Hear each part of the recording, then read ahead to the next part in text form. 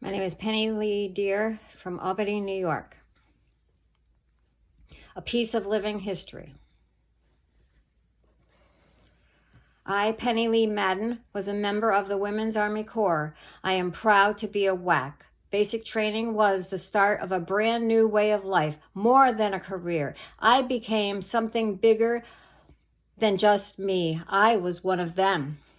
Our basic training was at Fort Jackson, South Carolina in 1975, where this was a new concept for the WACs.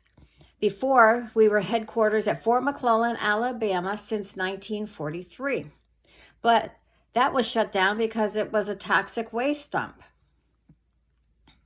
We all fell into dress, all from different walks of life. We learned together all the terms we needed to get us through the next weeks in basic training. We were Charlie 17-5.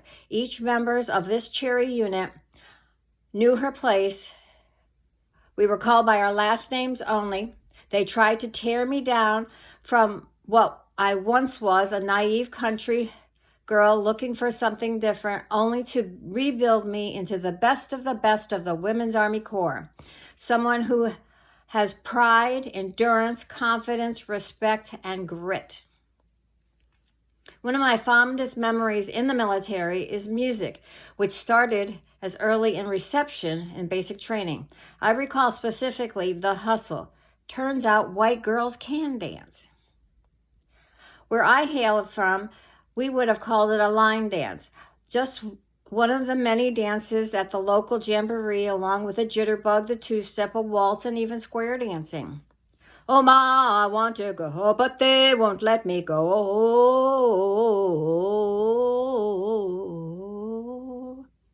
We were one of the first platoons to have a male drill sergeant in the brigade, since our unit was all female. There was no co-ed basic training option. We were completely segregated, men and women, for the training. This obviously was a completely new concept for us, as well as our drill sergeant. He did not know how to treat us, really. He only worked with male recruits before. If we did a good job on our inspection, Sergeant Gates would address us as sweepies.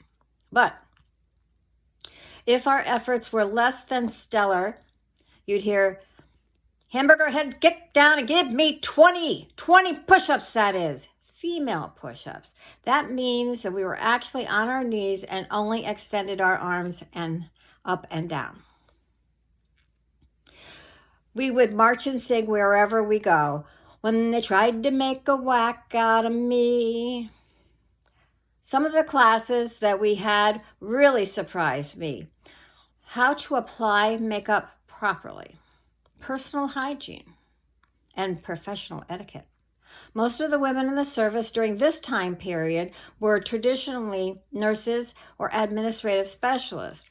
We were treated like young ladies, and we were expected to act accordingly. There were high standards. Yes, we did qualify on the M16, the Claymore mines, went to the gas chamber, went on bivouac, just like our counterparts, despite being young ladies. They threw away my halter tops and made me wear bobby socks.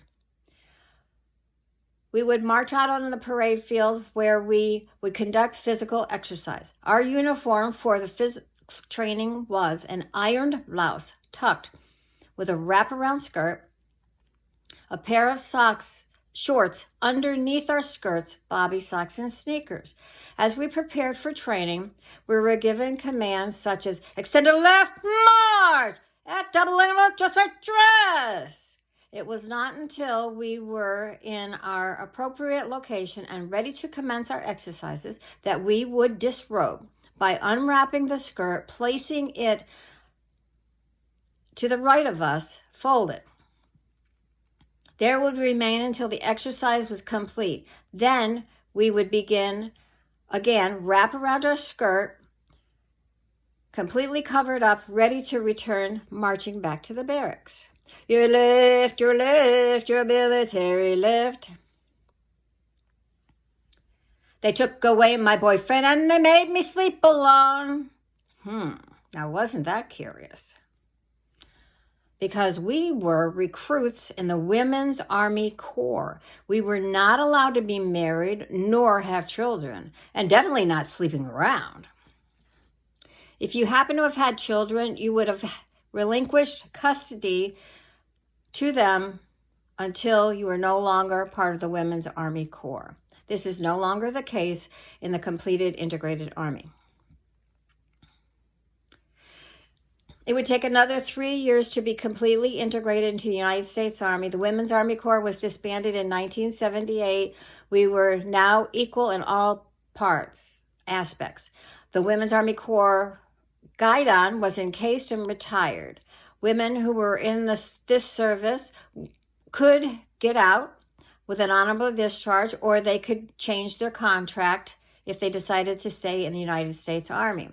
From then on, we marched to a new drum, a different drum. Hoop, 2, 3, 4, as we made our way to retirement as real soldiers. Thank you.